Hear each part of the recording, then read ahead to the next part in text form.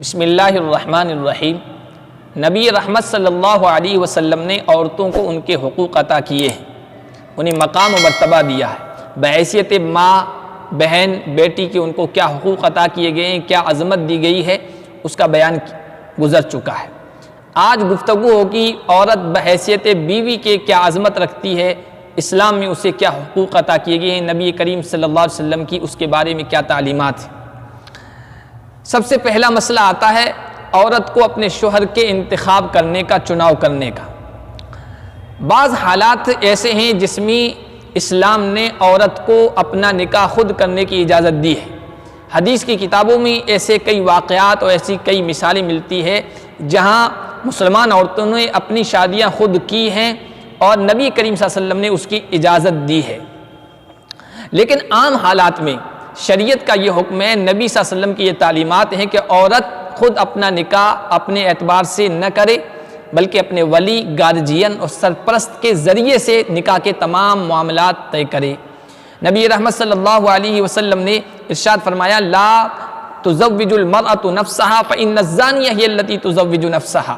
کوئی عورت خود اپنے اعتبار سے اپنا نکاح کرتی نہ پھرے کہ جس مرد کا چاہے انتخاب کرے، اس لیے کہ وہ زانیہ بدکارہ ہے جو اپنا نکاح خود کر لیتی ہے۔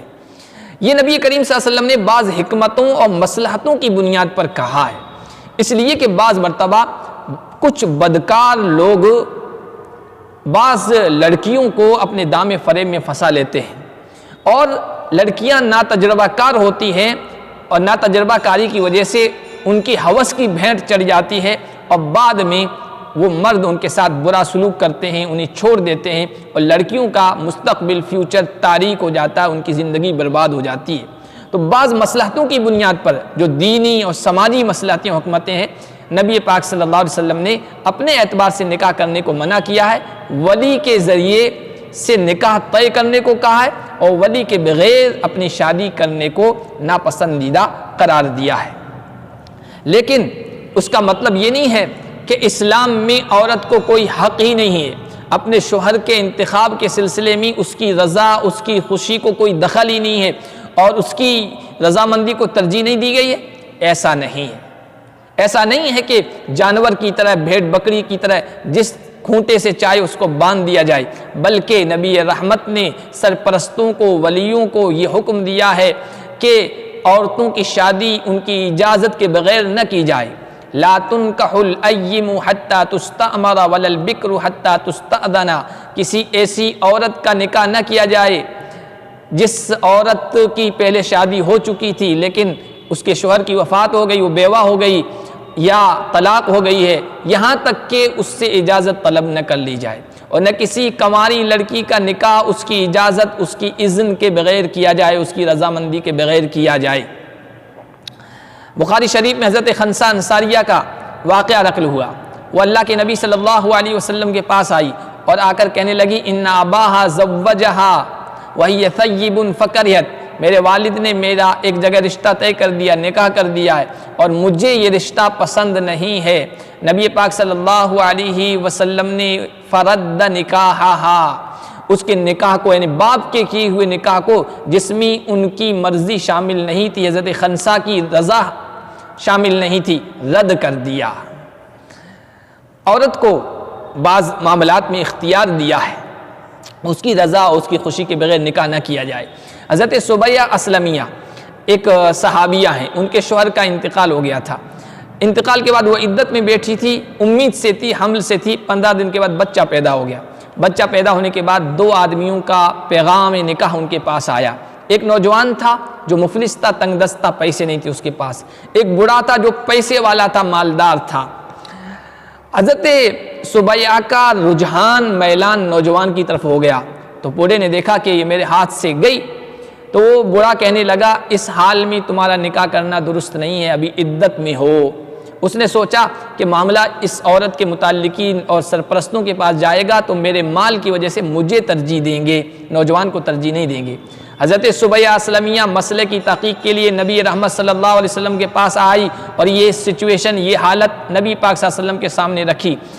رحمت دو عالم صلی اللہ علیہ وسلم نے کہا کہ بچہ پیدا ہونے کے بعد اب عدت کا مسئلہ، یعنی 4 مہینے 10 دن کی عدت کا مسئلہ باقی نہیں رہا، تم جس سے چاہو نکاح کر سکتی ہو، یعنی انہیں اختیار دیا، ان کی رضا کو، ان کی خوشی کو ترجیح دی۔ حضرت ام رومان ایک صحابیہ ہیں، ان کے پاس حضرت عمر رضی اللہ تعالی عنہ نے نکاح کا پیغام بھیجا، انہوں نے انکار کر دیا۔ اس کی وجہ پوچھی گئی تو کہنے لگی کہ عمر جب گھر میں داخل ہوں گے تو رعب کے ساتھ داخل ہوں گے، جب نکلیں گے تو رعب و دبدبے کے ساتھ نکلیں گے، میں پسند نہیں کرتی۔ حضرت علی نے ان کو شادی کا پیغام بھیجا، نکاح کا پیغام بھیجا، تو اس کو بھی ٹھکرا دیا انہوں نے۔ ان سے پوچھا گیا ایسا کیوں؟ تو کہنے لگے علی ایسے آدمی ہیں جن کو اپنی بیوی سے اپنی حاجت اور ضرورت پوری کرنے کے علاوہ کوئی تعلق نہیں رہتا ہے، اور ان کے پاس دل کو تسلی دینے والی میٹھی میٹھی باتیں ہیں اور کچھ نہیں ہے۔ پھر حضرت طلحہ رضی اللہ تعالیٰ نے ان کو نکاح کا پیغام بھیجا، اس کو انہوں نے پسند کر لیا، قبول کر لیا۔ ان سے پوچھا گیا ان کو کیوں پسند کیا؟ کہنے لگی طلحہ کو میں اچھی طرح سے جانتی ہوں، بہت خوش اخلاق ہیں، جب گھر میں داخل ہوں گے مسکراتے ہوئے، نکلیں گے تو مسکراتے ہوئے۔ حضرت علی رضی اللہ تعالیٰ عنہ کے پاس جب اس عورت کی یہ باتیں پہنچی تو انہوں نے اس کے انتخاب، اس کے چناؤ کو داد دی، کہا بہت اچھا کیا، اس لیے کہ طلحہ ہم میں سب سے خوبصورت بھی ہیں اور سب سے زیادہ سخی بھی ہیں۔ ایک اور واقعہ سن لیجئے، ایک خاتون اللہ کے نبی صلی اللہ علیہ وسلم کے پاس آئی اور آ کر کہنے لگی یا رسول اللہ، میرے والد نے اپنے بھتیجے کے ساتھ میرا رشتہ طے کر دیا ہے اور میں اس کو ناپسند کرتی ہوں۔ اللہ کے نبی صلی اللہ علیہ وسلم نے اس عورت کو اختیار دیا، تم چاہو تو اس کو ٹھکرا سکتی ہو۔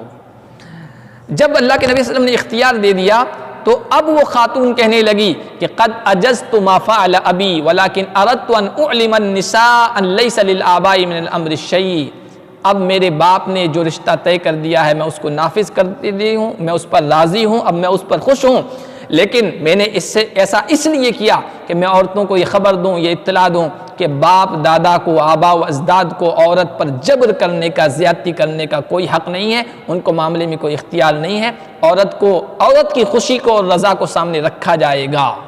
آپ اندازہ لگائیے، یہ آواز، یہ صدائے احتجاج صرف ایک عربی عورت کی نہیں تھی، بلکہ اس وقت کی پوری دنیا کی نمائندہ آواز تھی عورتوں کی طرف سے، جس کی صدا آج بھی گونج رہی ہے، سنائی دے رہی ہے۔